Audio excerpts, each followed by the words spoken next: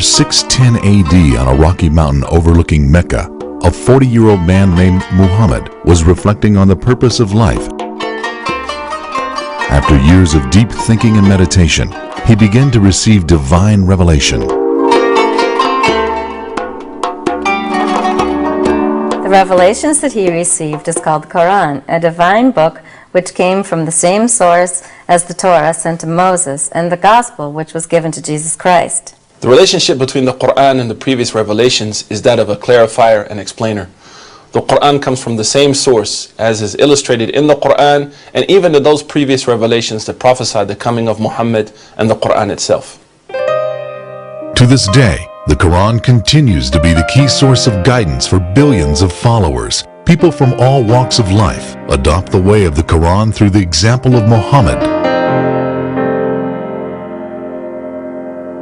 Because of the profound and holistic nature of the Quranic text, Prophet Muhammad, peace be upon him, had the task of explaining it to his followers and his companions. And these explanations of Prophet Muhammad are compiled in what's known as the Sunnah. The relationship between the Quran and Sunnah is a relationship of paints to a brush. The Quran brings universal, general colors which are painted in the lives and hearts of people by the Sunnah of the Prophet, peace be upon him. So the Quran orders us to pray, it orders us to fast, it orders us to pray charity, and the Quran even mentions fighting in the cause of God. All of those are depicted and illustrated by the Sunnah, which paints those general universals into the lives of people. The Sunnah provides guidelines needed by humanity for any issues that one may face. From fine aspects of life like basic daily activities such as matters of health and hygiene, to the forming and running of a government. What became the most controversial of all these teachings is a concept known as Jihad. In today's world, people from a wide range of cultures have different understandings about the term jihad.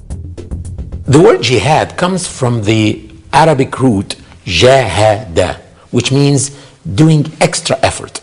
So linguistically, the word jihad, we can say that it means striving and struggling.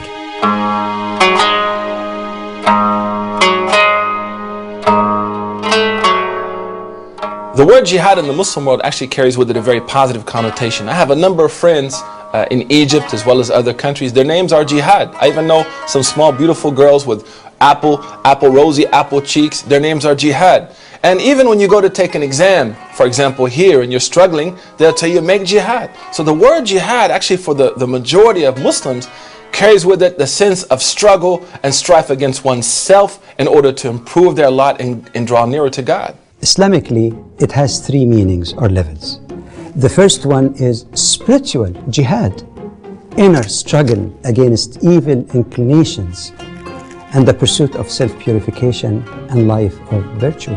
You struggle against your own ego, against your inclinations, your evil inclinations, and your desires to live a better life and to attain sincerity. It encompasses every aspect of the person's life, from being good to one's wife or husband, being good to one's children, kind to one's neighbor, speaking the truth in front of the oppressor, waking up and praying in the middle of the night. All of this is encompassed under that internal drive, that hard drive that pushes the Muslim, which is called spiritual jihad. One of the aspects of Islam is charity. When Muslims give charity, they're supposed to keep this between them and their Creator and not to tell anybody. This is to stop them from showing off. It's very difficult not to tell anybody. For this, you need jihad. Prophet Muhammad promised paradise for the person who spends in charity with the right hand while the left hand is unaware of it, which is a metaphor for spending in charity secretly with sincerity in order to protect the integrity of one's intention. The poor people of Medina were receiving supplies to their doors at the darkness of the night, and they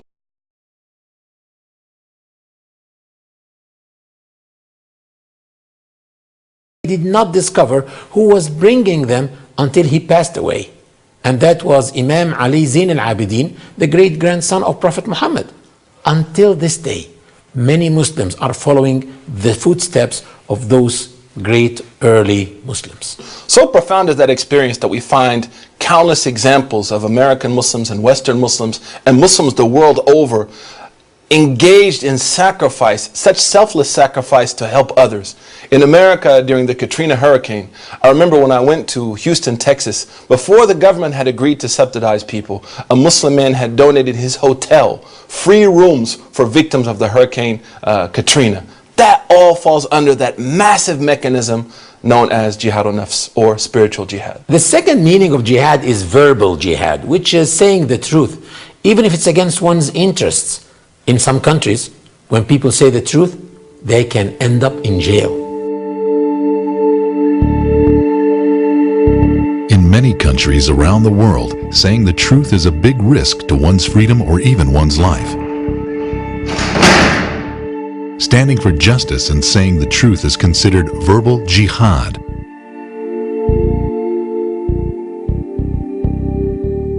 What is the position of Islam on this point? Does Islam tell you to keep quiet, to be safe? No. Islam tells you to stand up for the truth, enjoin what's good and forbid what is evil, even if you are risking your life. Because we all have to die, and it is better to die with dignity so that future generations will benefit. Civil rights activists who speak against tyranny and oppression are actually performing verbal jihad, which actually has a big impact on the reform of any society. And this is encouraged by Prophet Muhammad in many statements. He said, "The best form of jihad is the word of truth in the presence of a tyrant." Throughout history, the greatest instrument of change has not been weapons, nuclear bombs, guns, murder, harming people. The greatest weapon of change has been the tongue. Throughout history, how many societies, how many people's lives have been impacted by someone who had the courage and the willpower to rise up and speak the truth? For that reason, Islam considers speaking the truth as one of the greatest forms of struggle. And it is in that light, if we look at our own history, that we've seen without the tongue, there would have been no change. Where would the civil rights movement be if Martin Luther King had never stood up and said, "Let freedom ring, let freedom ring"? In that same pulse, the Muslims are encouraged to stand up and say, "Let freedom ring, let the truth ring," and speak to power and oppression. However, when the word jihad is mentioned in non-Muslim societies, it is not the spiritual nor the verbal type that comes to people's minds. It is the third meaning that causes great concern. This is combative jihad. Combative jihad is definitely the type of jihad which has caused the concept itself of jihad to be by far the most misunderstood Islamic concept. That's why we have to focus a lot on this type of jihad, the combative jihad, and explain the reality of it to both Muslims and non-Muslims. Combative jihad has to be the most misunderstood subject within the Muslim world and with outside of the Muslim world. And I think that's due to a number of reasons. Number one is that people fail to realize that the majority of rulings that surround combative jihad came from the works of legal scholars and judges throughout history. The Quran and Sunnah laid down universals for combat, but those universals were dictated, understood, and defined over time. So what might have been fitting for a certain age is not necessarily fitting for this age. Number two is the actions of Muslims themselves. Those Muslims who have taken upon themselves to act without any regard for human life, without respecting those principles laid down by the Quran and Sunnah and by Islam itself, and have actually done more to harm the religion and Muslims than to help them. Number three is the ignorance of the media and the ignorance of the people in general about Islam. I have a very good friend who works for CNN, and I asked her one time, does the media hate Muslims? Does the media have problems with Muslims? She said, no, they don't know Muslims. Muslims are not out there actively engaging them and teaching them about their religion. So I think those are three very important factors. And the fourth would be a long history of problems between the West and the East that really hasn't come to boil since recently with the explosion of communications, the internet, and so on. Those four things have really led to a misunderstanding of jihad. Use of the word jihad has changed dramatically. During the 1980s, mainstream media labeled the mujahideen or jihadists as freedom fighters. Less than 2 decades later, media outlets are distorting the meaning of jihad to describe terrorists. On the 24th of December 1979, the first divisions of the Soviet armed forces crossed the Amu Darya River, invading Afghanistan. This is a callous violation of international law and the United Nations Charter.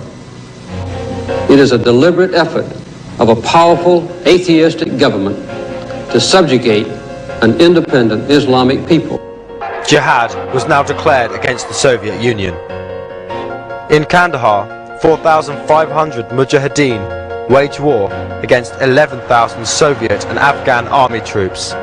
Because of the abuse of the word jihad by the media and by politicians, the word jihad became very negative in the West. Actually, it scares people, it makes people panic, to the extent that some young people who were arrested for having some engagement in violence were indicted, and their indictments were that they are planning to do jihad. And this reflects a very poor understanding of the word. In fact, not only the word jihad was misused, many words were used contrary to their meanings. For example, the word crusade. The word crusade means struggle against public evil, but because it was used to describe waves of destructors and bloody wars, now it has a very negative connotation. When people hear the word crusade, the only thing that jumps to their minds is greed, destruction, occupation. That's why it is our role now to go out to the whole world and explain the reality of the concept of jihad.